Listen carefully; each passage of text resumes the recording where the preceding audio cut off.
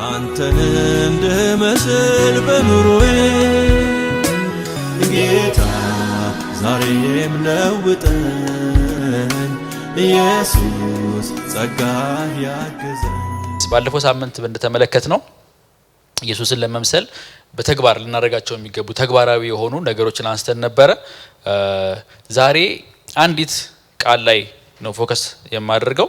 እሱን አይተን ነው የምንጨርሰው። ይህም ደግሞ ኢየሱስ ክርስቶስ ለደቀ መዛሙርቱ የተናገራቸው ቃል ነው። እሱም ተከተለኝ የሚል ነው። በእንግሊዘኛ ፎሎ ሚ፣ በአማርኛ ተከተለኝ። ይሄ ተከተለኝ የሚለው ቃል ኢየሱስ ክርስቶስ ለደቀ መዛሙርቱ ለሰዎች ሁሉ ያቀረበው ጥሪ ነው። ቃሉ በኋላዬ ና፣ ከኔ በኋላ ና የሚል ንግግር ነው እና ኢየሱስ ክርስቶስ ይህንን ቃል የተናገረበት አውድ ውስጥ ስንመለከት በተለይ ቃሉ ደግሞ በአዲስ ኪዳን ውስጥ ወደ 12 ጊዜ የሚጠጋ ተጠቅሷል። ተናጋሪውም ኢየሱስ ነው። ስለዚህ አንደኛ እርጀንሲ አለው፣ አስቸኳይነት አለው። በአስቸኳይ የሚደረግ እንቅስቃሴን የሚያመለክት ነው። ቶሎና ፍጥነትን ጨምር። እንደገና ደግሞ እንቅስቃሴም አለው አይደል? መራመድ አለው፣ ወደ ጠራው አካል መጠጋት አለው። ኢየሱስ ክርስቶስ ይህንን ደግሞ በሚናገርበት ጊዜ ቦታው የቱ ጋር እንደሆነም የደቀ መዝሙር ያመለክታል። የቱ ጋር ነው የደቀ መዝሙር ቦታ? ከኢየሱስ ጀርባ፣ ከኢየሱስ ኋላ ነው። የደቀ መዝሙር ቦታው ከኢየሱስ ጎን አይደለም፣ ከኢየሱስ ፊትም አይደለም። አንዳንዴ ኢየሱስን እንደ ራይድ ሾፌር እናስበዋለን። መኪና ውስጥ እንገባለን፣ ከዛም በኋላ ወደዚህ ሂድ እንዳል፣ ወደ ትዳር፣ ወደ ፋይናንስ፣ ወደ ቢዝነስ፣ ወደ ቀጣዩ ፕሮግራም ምናምን ብለን እንወስደዋለን። እሺ ብሎ እሱም ይወስደናል። እዚህ ጋር አቁሞ እንላለን ስንፈልግ። ለምን መጨረሻ ላይ ስለምን ከፍል አይደለ ታክሲው እንደዛ የምናዘው። ከዛ ለኢየሱስም በቃ እሁድ ሄጄ ዘምርልሃለሁ፣ አስራት ሰጣለሁ፣ አመሰግንሃለሁ እና እንደፈለኩ ማድረግ አለብን እንለዋለን። ይሄኛው እኛ የቀረጽነው ኢየሱስ ነው። ያው የክርስቲያኖች ትልቁ ቻሌንጃችን ጣዖት ለማምለክ ቅርብ መሆናችን ነው። ከመጀመሪያው አማኞች ጀምሮ ዛሬም ድረስ የክርስቲያኖች ትልቁ ፈተና ለጣዖት አምልኮ የመጋለጥ ነው። ኖት ኦንሊ በአዲስ ኪዳን ብቻ አይደለም፣ በብሉይ ኪዳንም እግዚአብሔር ለሕዝቡ ከሰጣቸው በርካታ ማስጠንቀቂያ አዘል ትእዛዞች መካከል አንዱ ጣዖታትን አስወግዱ የሚል ነው። ለምንድን ነው እግዚአብሔር እሱ ብቸኛ አምላክ ከሆነ ሌላ ጣዖት ለምን ይፈራል? ሌሎች በዛ አካባቢ ቢኖሩ ምን ችግር አለው? ከእግዚአብሔር አንጻር አይደለም። የሰው ልብ በጣም ደካማ ነው። የሰው ልብ በጣም ደካማ ሄደን ገነት የሚወጣው እንደዛ በዛው ምክንያት ነው። ስለዚህ ኢየሱስ እግዚአብሔር ለሕዝቡ ትእዛዝ ሲሰጣቸው ጣዖታትን አስወግዱ፣ የጣዖት አምልኮን አስወግዱ፣ ይሄን አጥፉ ብሎ ነው የነገራቸው። በአዲስ ኪዳንም ከዚህ ቀደም በተደጋጋሚ ብየዋለሁ። አንደኛ ዮሐንስ ምዕራፍ 5 ቁጥር 23 ይዘጋ እንደዚህ ብሎ ነው የሚዘጋው። ልጆች ሆይ ከጣዖታት ራሳችሁን ጠብቁ። ብዙዎቻችን በየጊዜው በቤተ ክርስቲያን አዳራሽ እንሰበሰባለን። ነገር ግን በየቤቶቻችን ጣዖታት አሉን፣ የምናመልካቸው፣ የምንሰግድላቸው፣ የምንገዛላቸው። ይሄ እግዚአብሔርን በሙሉ ልብ ከማምለክና ከመከተል ወደ ኋላ የሚጎትተን ነው። ለአንዳንዶቻችን ጣዖታችን ምናልባት ገንዘብ ሊሆን ይችላል። ለአንዳንዶቻችን ጣዖታችን ቤተሰባችን ሊሆን ይችላል። ለአንዳንዶቻችን ጣዖታችን ውበታችን ሊሆን ይችላል። ለአንዳንዶቻችን ጣዖታችን ያለን ንብረት ሊሆን ይችላል። ጣዖት ማለት እግዚአብሔር ሊሰጠን ይችላል ብለን የምናስበውን ደስታ ልናገኝ የምንችልበት የትኛውም ነገር ነው። ለአንዳንዶች አገልግሎታችን ጣዖት ሊሆን ይችላል፣ ሊተካ ይችላል። ከእግዚአብሔር ብቻ ልናገኝ የምንችለውን ወይ ደግሞ የሚገባውን ሳቲስፋክሽን ይሰጠናል ብለን ሲክ የምናደርገው የምንፈልገው የምንሸው የትኛውም ነገር ጣዖት ነው። ለዚህ ነው እግዚአብሔርን የሚከተል ሕዝብ ሌላ ነገር እና ተከተለኝ ብሎ ሊጎትተው እንደሚችል ከታሪክም ከእግዚአብሔር ታሪክም ከቅዱሳት መጻሕፍት የምንረዳው ዛሬም ደግሞ የኛ ፈተና መሆኑን የምናውቀው ከዚህ የተነሳ ነው። ብዙዎች አሁን ይሄንን ምንድነው የሚባለው ሐላል ግልጽ አድርገውታል። ታያቸዋላችሁ። ቻናሎቻቸውን ከፍተው አዳራሾቻቸውን ከፍተው እነሱም ሲመለኩ የእነሱንም ጣዖት ሲያስመልኩ። ኢየሱስ አይደለም እዛ ውስጥ ያለው፣ ኢየሱስ የለበትም። የክርስቶስ ጥያቄ ግን እንደዚህ የሚል ነው፣ ና ከኔ በኋላ ተከተለኝ። የደቀ መዝሙር ቦታው ልክ እንደዛ ነው። ስለዚህ ኢየሱስ ክርስቶስ እንደ ራይድ ሾፌር አይደለም፣ እኛ ወደ ፈለግነው የሚመራን አይደለም። እሱ ወደ ፈለገው ሲቆም የምንቆም ሲራመድ የምንራመድ ልንሆን ይገባል ማለት ነው። ሌላው ኢየሱስ ክርስቶስ እዚህ ይሄን ቃል ሲናገር ተከተለኝ የሚለውን ቃል ሲናገር እኔን ነው እያለ ያለው፣ ሌላ አይደለም። እኔን፣ የኔን መንገድ፣ የኔን የህይወት አካሄድ፣ የኔን ፕሪንሲፕሎች፣ የኔን ላይፍ ስታይል ተከተል ነው። ስለዚህ ኢየሱስ ክርስቶስን መምሰል ልክ እንደ ኢየሱስ መስሎ መኖር ወይም ኢየሱስን ተከትሎ መኖር ያንተ ሆናለሁ ብለን ከወሰንበት ቀን ጀምሮ አማራጭ የለንም። በኋላ ላይም እንመለከተዋለን። ስለዚህ ይሄንን ጥሪ ስንመለከት ልናቃቸው የሚገቡ ወሳኝ ነገረ መለኮታዊ ሐሳቦችን እዚህ ጋር ላንሳ። የመጀመሪያው ይሄ ጥሪ በእግዚአብሔር ጸጋ የቀረበ ግብዣ እንጂ ኃይል የተቀላቀለበት አስገዳጅ ሁኔታ አይደለም። ካልተከተልከኝ እያለ እዚህ ጋር ይዞ ወይም ወገብ ላይ አንጠልጥሎ አይደለም። እንደዛ አይደለም። ኢየሱስ ጥሪው እንደዛ አልነበረም። ማንም በኋላ ሊመጣ የሚወድ ቢኖር አይደል ያለው፣ መምጣት የሚፈልግ ቢኖር ሊከተለኝ የሚወድ ቢኖር ደቀ መዛሙርቱንም ኑና ተከተሉኝ ሲላቸው በምህረት በጸጋ የቀረበ ኢንቪቴሽን ነው፣ ግብዣ ነው፣ አስገዳጅ ሁኔታ አይደለም። እሱ ጋር እንደዛ የለም። እግዚአብሔር ማንንም አስገድዶ አያውቅም ከፍቅሩ በቀር። በፍቅሩ ነው ብዙዎችን የማረከው እኛንም ያገኘን እንጂ አንገታችን ተይዞ እንትን ካላረክ እንትን አላረግልም የሚል ትራንዛክሽን ኢየሱስ ጋራ የለም። ለደቀ መዛሙርቱም ለሰዎችም ሁሉ ያቀረበው ጥሪ ይሄ ነው፣ በጸጋ የቀረበ ኢንቪቴሽን ነው፣ አስገዳጅ አይደለም። ሁለተኛ ቅድም በተደጋጋሚ ለማለት እንደሞከርኩት የኢየሱስ የደቀ መዝሙር ቦታው የቱ ጋራ እንደሆነ የሚያመለክት ነው። ይሄ ጥሪ ስፍራችን የቱ ጋር ነው? ኢየሱስን ስንከተል ወይ ደግሞ ክርስቲያን ሆነን የአዲሱ ኪዳን ማህበረሰብ አባል ስንሆን ስፍራችን የቱ ጋር ነው? ስፍራችን ከኢየሱስ ጀርባ ነው። እሱ የረገጠውን የምንረግጥ፣ እሱ ባለፈበት መንገድ የምናልፍ፣ እሱ ትቶት የሄደውን እኛም ትተን የምንሄድ፣ እሱ የያዘውን የምንይዝ። ሊትራሊ በፈርስት ሴንቸሪ የነበረው የደቀ መዛሙርት ህይወት ከመምህሮቻቸው ጋር ልክ እንደዚህ ነው። እሱ በሚሄድበት መንገድ ሁሉ ነው የሚሄዱት። ሲቆም ይቆማል። እዚህ ቦታ ላይ እናድራለን ሲል ያድራሉ። እዛ የሚያስተምራቸውን ትምህርት ያስተምራል፣ ይማራሉ። ከዛ ደግሞ ተነስቶ ወደዛ ሲል ይሄዳሉ። እሱ የሚላቸው ብቻ የሚሰሙ ናቸው ደቀ መዛሙርት። የተጠራ ነው ለዛ ነው። ዛሬ ላይ በማህበራዊ ሚዲያ አስተውላችሁ ከሆነ ፎሎ ሚ አይደል የሚባል ነገር አለ እና እንትናን እኮ ፎሎ አረኩትኝ እንትና ፎሎ አደረገኝ እና እንባባላለን። ከዛ በኋላስ የዛን ሰው ፖስት እያሳደድን እንሰማለን፣ እንከታተላለን። ሳናቀው ከሆኑ ወራት አመታት በኋላ ያው ታውቃላችሁ ሶሻል ሚዲያ አንዱ የሚያደርገው ነገር ቢሄቪየር ሞዲፊኬሽን ነው። እንቀረጻለን። የዛን ሰው አስተሳሰብ፣ የዛን ሰው ንግግር ለምደን እንታያለን እና ንግግራችን ሁሉ እንደዛው ሰውዬ ይሆናል። ተናጋሪ ከሆነ እኛም እንናገራለን። ሳናቀው እንደዛ እየሆነ ነው። እውነትም ፎሎ አድርገናል ማለት ነው። እና የክርስቶስ ተከታይና የእገሌ ተከታይ የሚለዩት በዚህ ነው። ሶስተኛ ይሄ ጥሪ ማቴዎስ 4 ላይ እንደምንመለከተው ማቴዎስ 11:28 ላይ እንደምንመለከተው ለሁሉም የቀረበ ኢንቪቴሽን ነው። ለተወሰኑ ሰዎች እናንተ ቆዩ፣ እናንተ ግን ኑና ተከተሉኝ አላለም ኢየሱስ የትም ቦታ ላይ። በተለይ ምዕራፍ 11 ቁጥር 28 ላይ ሸክም የከበዳችሁ ሁሉ ወደ እኔ ኑ፣ ወደ እኔ ኑ፣ እኔን ተከተሉ፣ እኔ ያሳርፋችኋለሁ። የኔ ሸክም ቀላል ነው፣ ልዝብ ነው። እና ጥሪው የሆኑ ሰዎችን ኤክስክሉድ የሚያደርግ የሚያስቀር፣ የተወሰኑ ሰዎችን ደግሞ የሚፈልግ አይደለም። ለሁሉም የቀረበ ነው። ክብር ለእግዚአብሔር ይሁን። ይሄ እግዚአብሔርን ጸጋ የምናይበት መንገድ ነው። ሌላው ደቀ መዝሙርነት ከኢየሱስ ቀድሞ መገኘት ወይም አዲስ መንገድ መጀመር አይደለም። አዲስ የክርስትና መንገድ አንጀምርም። አዲስ የህይወት መንገድ አንጀምርም። ህይወት እንዲህ ነው ብሎ አሳይቶናል። የፈጠረው ህይወትን የፈጠራት ራሱ መጣና በህይወት ኖሮ በማከላችን አሳየ። ስለዚህ አዲስ የምንጀምረው ለሰው ልጆች ይበጃል ለሚባል ፍልስፍናም ለሰው ልጆች ይበጃል ለሚባል አቋራጭ መንገድም የለም። የሰው ልጅ ከእግዚአብሔር ጋር ተስማምቶ በተፈጠረበት የህይወት ስርዓት ልክ ለመኖር ከፈለገ ልክ እንደ ኢየሱስ መምሰል አለበት። ሌላ ምንም አማራጭ የለውም። ይሄ ለጴንጤዎች ወይም ፕሮቴስታንት ለሚባለው አካል የቀረበ አይደለም። ለየትኛውም የሰው ዘር በምድር ላይ ላለ ሰው ሁሉ ሌላ ፊሎሶፊ፣ ሌላ የህይወት መንገድ፣ ሌላ አማራጭ የለውም።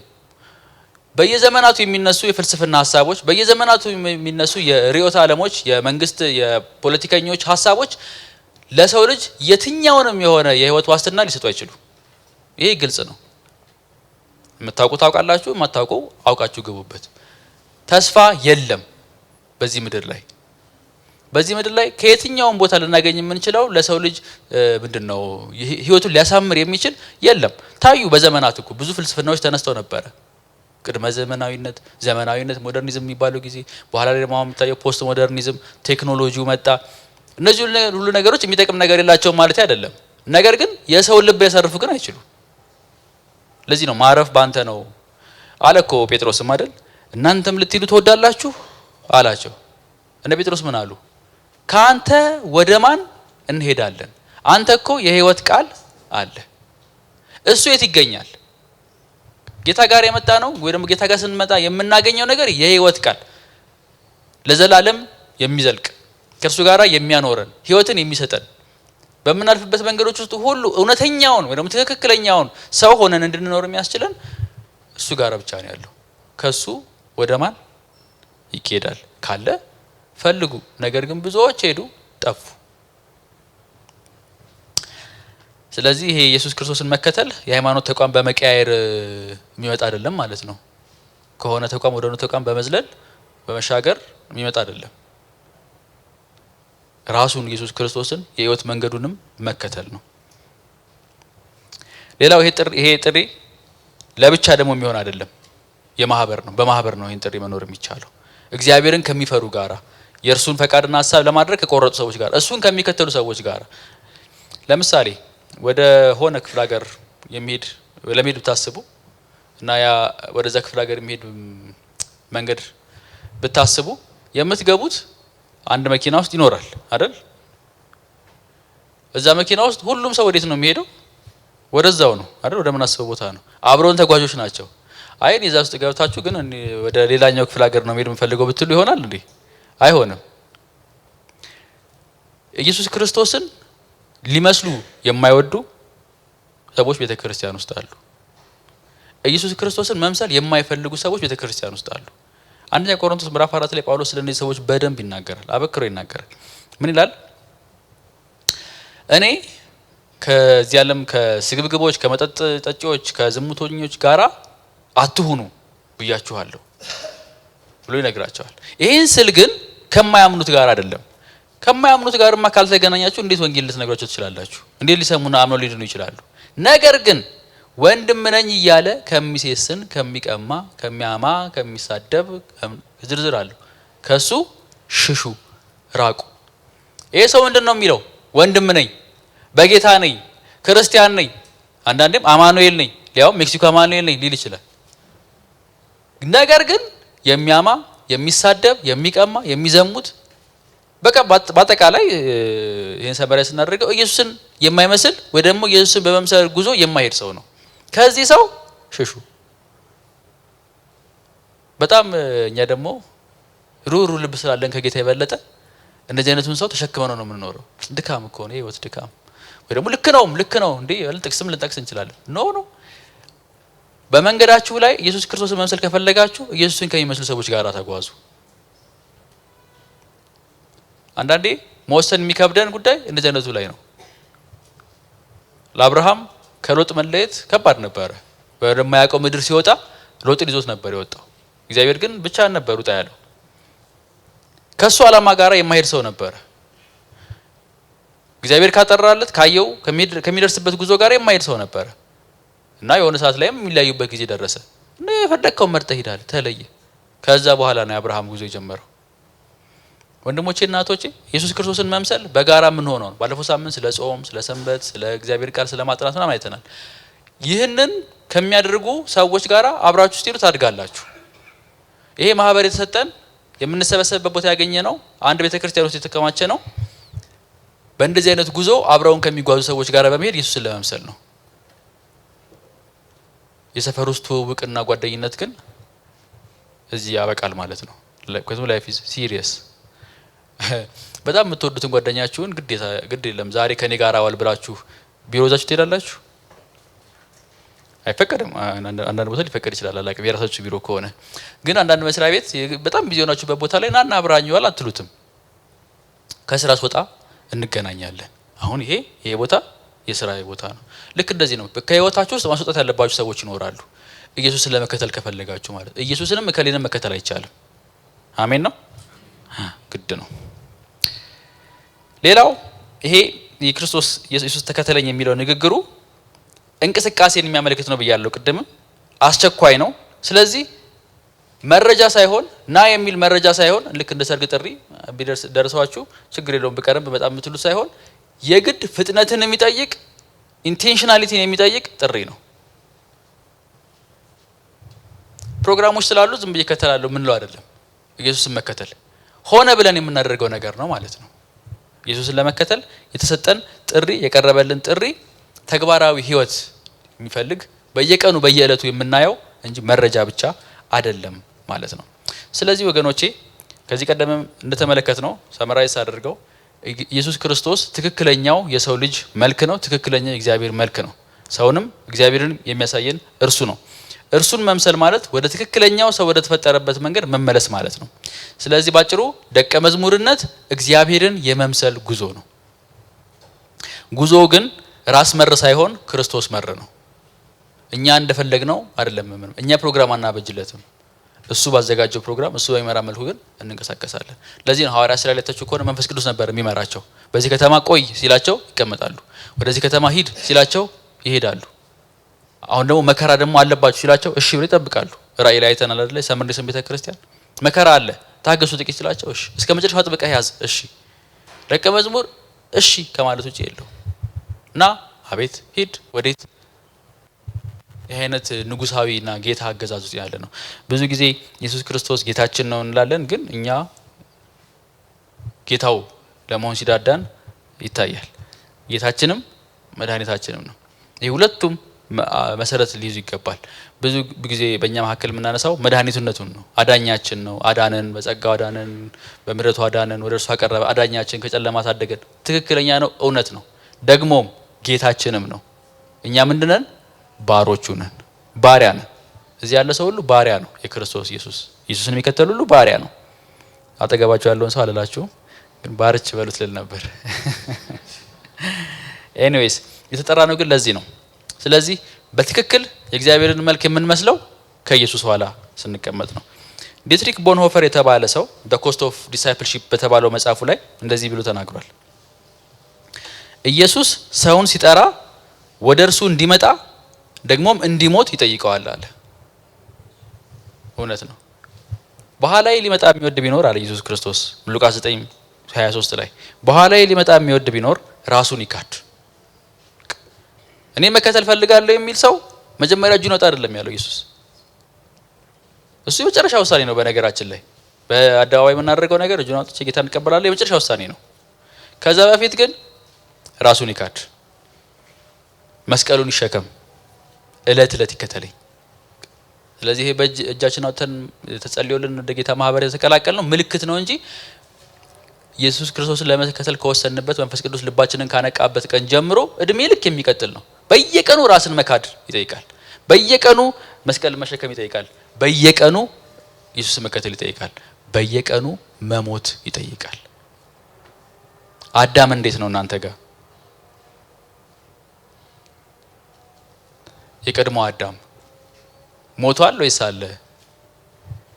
እሱን በየለቱ ቼክ እናደርጋለን ማለት ነው። አንዳንዴ አለ ንቅት ብሎ አለ እዚህ ቦታ ላይ አክቲቭ ነው። አንዳንዱ ጉዳይ ላይ ደግሞ ሞቷል። እግዚአብሔር ይመስገን ኢየሱስን እየመሰልን ያደግን ስለሆነ ማለት ነው። የክርስትና ግቡ በነገራችን ላይ እንከን አልባ መሆን አይደለም። የክርስትና ግቡ በእድገት ሂደት ላይ መሆን ነው። ፕሮግረስ ነው።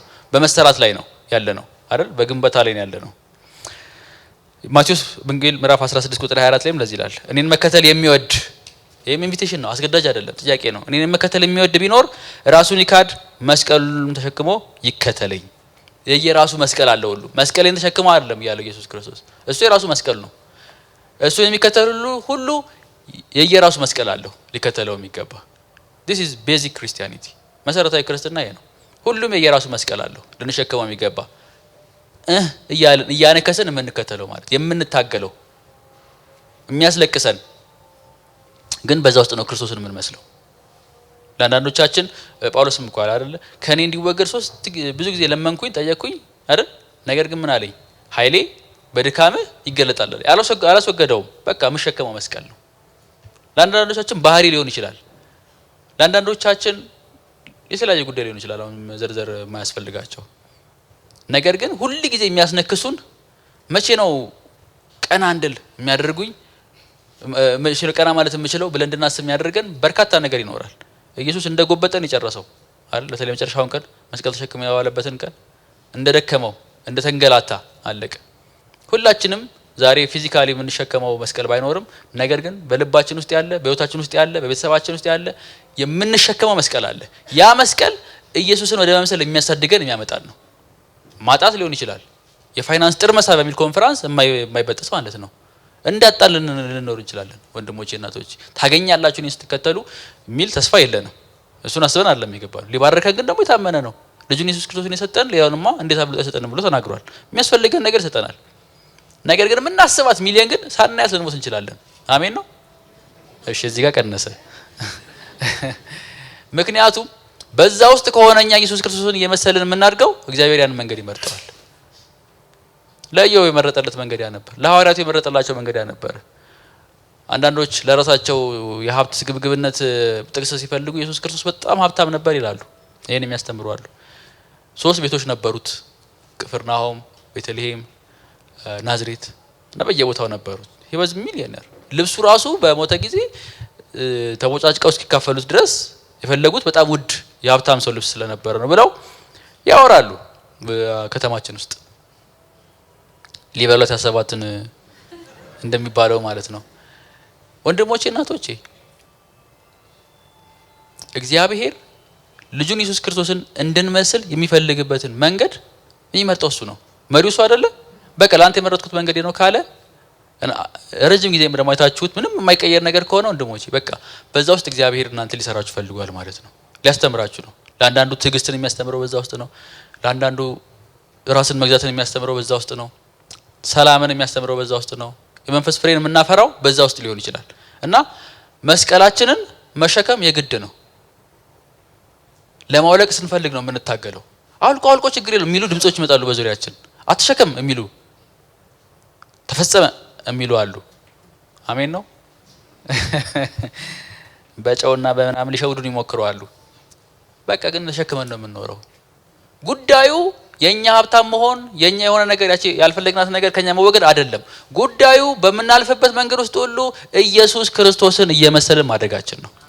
ለዛ ነው የምንቸገረው። አንዳንድ ጊዜ ቲዩን አናደርግም ከጌታ መንፈስ ጋር። የፈለኩት ይሄ ነው ባንተ ህይወት እያለን የሚረባህን ማቀለን ነኝ ማስተማረን ነኝ እያለን ግን አይ ይሄ አይደለም በዚህ አይደለም ማስተማር ያለበት በዚህ በልኩ ነው ብለን እንታገላለን። ማረፍ ይሆንልናል። ግን ጳውሎስም እንደዛ ነበር፣ ታግሎ ነበር። ይወገድ አለ ከኔ ይሄ ነገር ይቅር ከኔ አለ። አይ ጸጋ ይበቃል።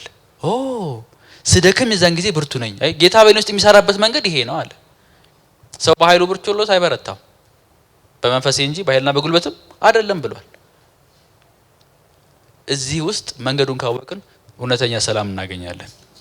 ጌታ እየሰራ ነው። ጌታ የማያየውን ጉዞ ይርን አይደለም። ጌታ የማያውቀውን መንገድ ይርን አይደለም።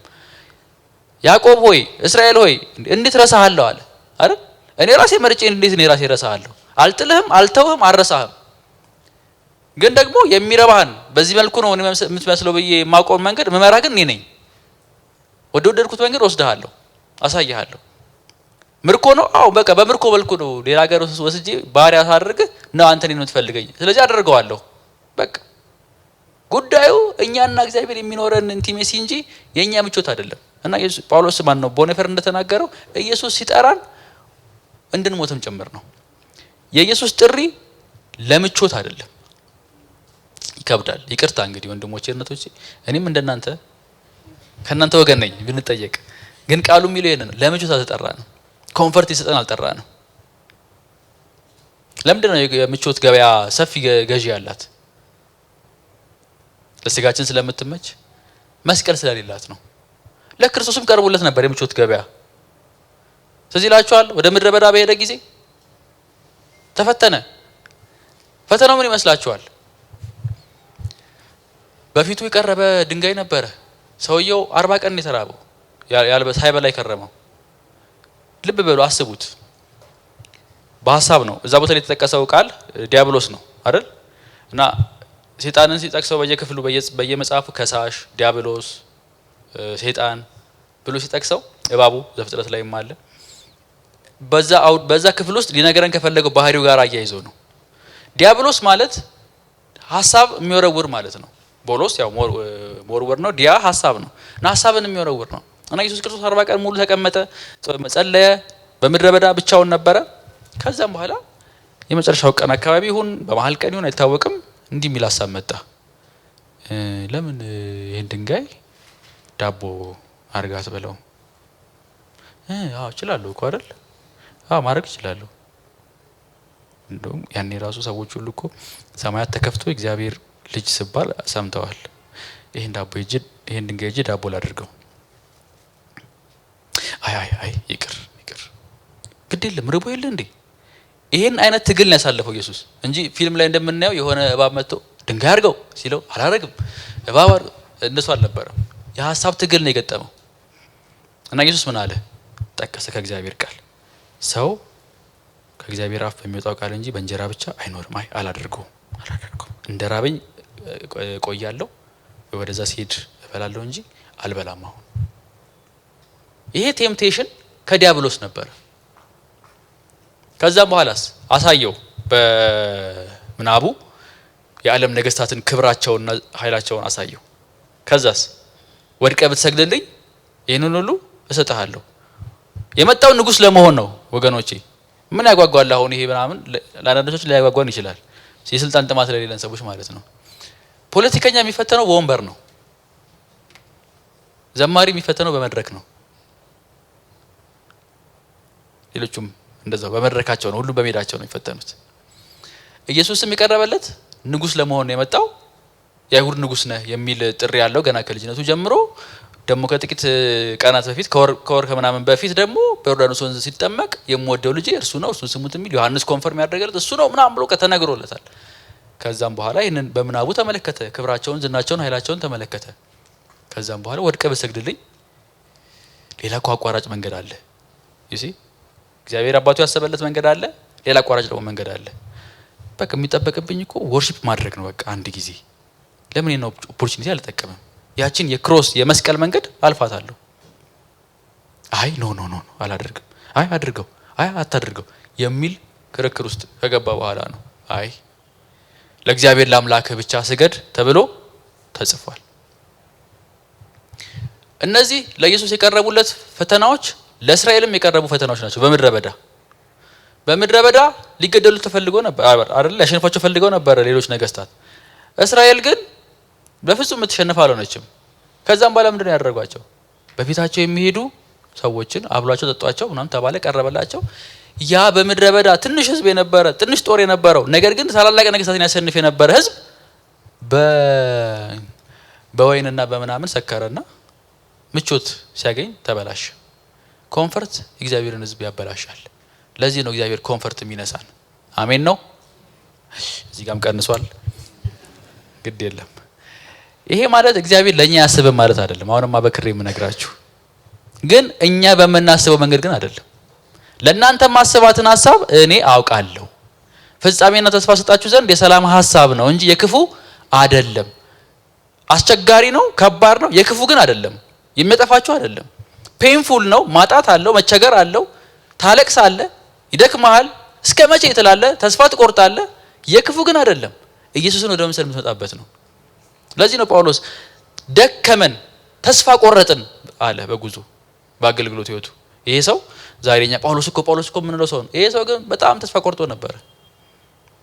ሰማያትን ምስጢር የተረዳ ሰው፣ ታላቁ ምስጢር ያወቀ ሰው፣ ብዙ ቤተክርስቲያናትን የተከለ ሰው፣ ቀድሞ አሳራጅ የነበረ ነገር ግን አሁን ሁሉን እርግፍ አድርጎ ትቶ ጌታን ብቻ ያለ ሰውዬ ጌታን በመከተልና በማገልገሉ ተስፋ እስኪቆርጥ ድረስ ደርሶ ነበረ። ከዛ ግን ምን አለ? መንፈስ ቅዱስ አጽናናን። ሁለተኛ ቆሮንቶስ ምዕራፍ 1 መንፈስ ቅዱስ አጽናናን፣ እኛም በተጽናናንበት በዚህ መጽናናት ሌሎችን እናጽናናለን። ከዛ የተወለደ ነው። ዩሲ አገልግሎቱ እንዲቀጥል ፍሬያማ እንዲሆን ሲፈልግ እግዚአብሔር እሱ ተስፋ እስኪቆርጥ ድረስ አስጨነቀው። አሁን ሌሎችን እንደሚያጽናናል። ለካ ለዚህ ነው የሆነ ሞመንት አለ አሃ የምንልበት፣ ለካ ለዚህ ነው የናረከው የምንልበት ጊዜ አለ።